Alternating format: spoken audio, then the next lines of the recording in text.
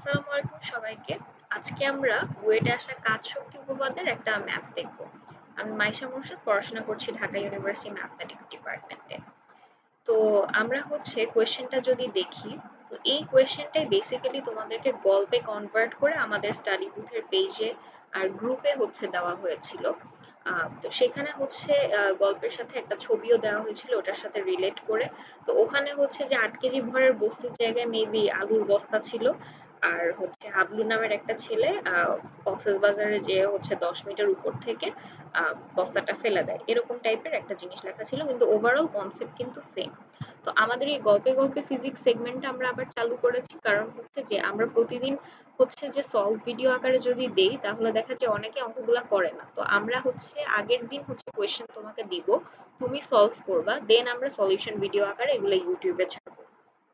তো দুইজন হচ্ছে আমাদের এই সলভ এটার সলভ দিয়েছিল, দেখলাম কারেক্টলি। তো আমি হচ্ছে নিজে এখন হচ্ছে সলভ করব। তো যেই দুইজন সলভ করেছিল তারা হচ্ছে একদম কাজশক্তি উপপাদ্যের যে ট্রিভিয়াল যে ব্যাপারটা, ফান্ডামেন্টাল যে জিনিসটা সেভাবে আর কি করেছিল। তো আমি আরো একটা প্রসেস দেখাবো। তো আমরা হচ্ছে আগে যদি কোয়েশ্চেনটা পড়ি, যারা হচ্ছে জানো না যে কোয়েশ্চেনটা কি ছিল বা পার্টিসিপেট করো নাই। তো এখানে বলা হচ্ছে যে ৮ কেজি ভরের একটা বস্তু, সেটা হচ্ছে ১০ মিটার উপর থেকে বালিতে ৫০ সেন্টিমিটার প্রবেশ করে থেমে যায়, অর্থাৎ সে পড়লো, পড়ে যে সারফেস ছিল সেই সারফেসেরও কিছুটা ভিতরে সে ঢুকে যায়।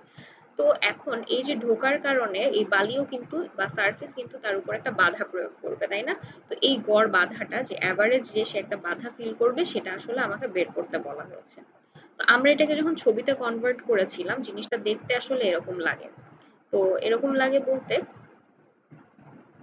তো আমাদের পেজে যখন এটা পোস্ট করা হয় এখানে একটা ভুল ছিল। আমি পরে পার্সোনালি এটা পরে জানাই দিছিলাম যে এটা আসলে 5 মিটার না, এটা 50 সেন্টিমিটার হবে। তো পরে যারা সলভ করেছে তারা 50 সেন্টিমিটার দিয়েই করেছে। তো এখানে যেটা যে ১০ মিটার যেটা লেখা, যে ১০ মিটার উপর থেকে ফেললো, সো এই এতটুকু পর্যন্ত অংশ হচ্ছে আমার ১০ মিটার, দেন 50 সেন্টিমিটার সে হচ্ছে বস্তাটার ভিতরে পড়ে যায়। তো আমরা এখানে কি দেখি যে সে হচ্ছে বস্তাটা যখন ফেলে দিল তখন কিন্তু বস্তাটা মুক্তভাবে নিচের দিকে পড়ছে।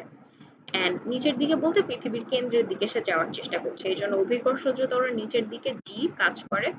এখন এই যখন সে সারফেসে টাচ করলো, এই যে বালুর মধ্যে সে যখন পড়া শুরু করলো, তখন কিন্তু সে একটা বেগ অর্জন করে, রাইট? অ্যান্ড এই বেগটা আস্তে আস্তে এই যে ভিতরে ঢোকা পর্যন্ত হচ্ছে কমতে থাকে, কমে কমে দেন আলটিমেটলি যখন জিরো হয়ে যায় 50 সেন্টিমিটার পর্যন্ত ঢোকার পর, তখন সে থেমে যায়। তাহলে এই যে সে নিচে পড়ছে, এই বেগ তারপর হচ্ছে আস্তে আস্তে কমে জিরো হয়ে গেল, এখানেও তাহলে একটা মন্দন কাজ করতেছে, রাইট? তো সেটাকে আমরা ধরলাম হচ্ছে এ।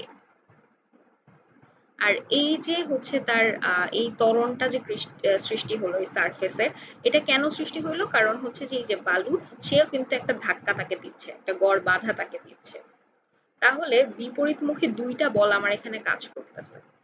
তো আমি জানি যে এই যেহেতু সে থেমে গেল, স্থিতি অর্জন করলো, তাহলে এই যে নিচে থেকে সে যেই ফোর্সটা দিচ্ছে, বালি তাকে যে ফোর্সটা দিচ্ছে, এবং সে নিচে নামার সময় যে পরিমাণ ফোর্সটা হচ্ছে এখানে দিল সারফেস আসার জন্য, সেটা কিন্তু ইকুয়াল হবে।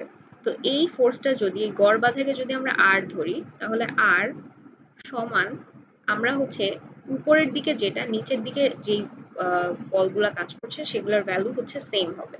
তো আর সমান হচ্ছে এখানে আমার জি এর জন্য, এই যে অভিকর্ষজ ত্বরণ, সেটার জন্য অটোমেটিক আমার তার ওজন বল কাজ করে।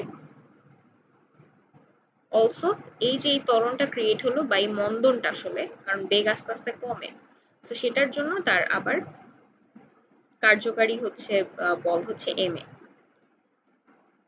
তাহলে এইখান থেকে আমরা আর এর ভ্যালু বের করতে পারি। তো এখানে আমাদের এ বের করাটা হচ্ছে কাজ। তো এ বের করে ফেলতে পারলে আমরা আসলে এখানে অঙ্কটা করে ফেলতে পারবো।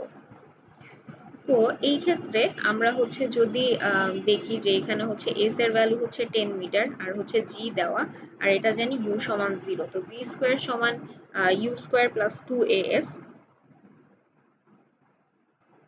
তো এই এতটুকু পর্যন্ত সারফেস টাচ করার আগ মুহূর্ত পর্যন্ত তার কিন্তু এ ত্বরণ কাজ করছিল না, সরি এ মন্দন আর কি। তো জি হচ্ছে তখন শুধুমাত্র কাজ করছিল, তার মানে ভি স্কোয়ার সমান U square plus 2gh। So এখানে ভি স্কোয়ার সমান হচ্ছে U square plus 2gh, so 2 into 9.8 into হচ্ছে আমার 10।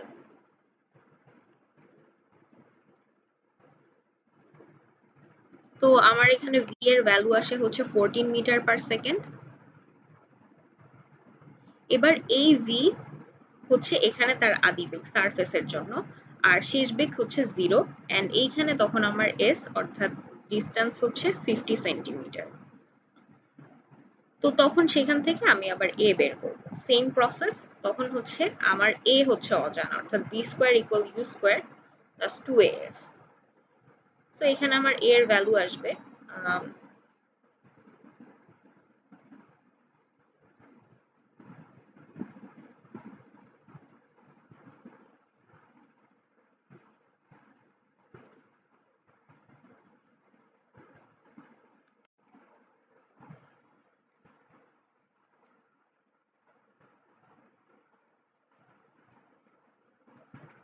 তো এখানে আসে হচ্ছে -196 বা 196 মন্দন, মানে 196 মিটার পার সেকেন্ড স্কোয়ার হচ্ছে মন্দন।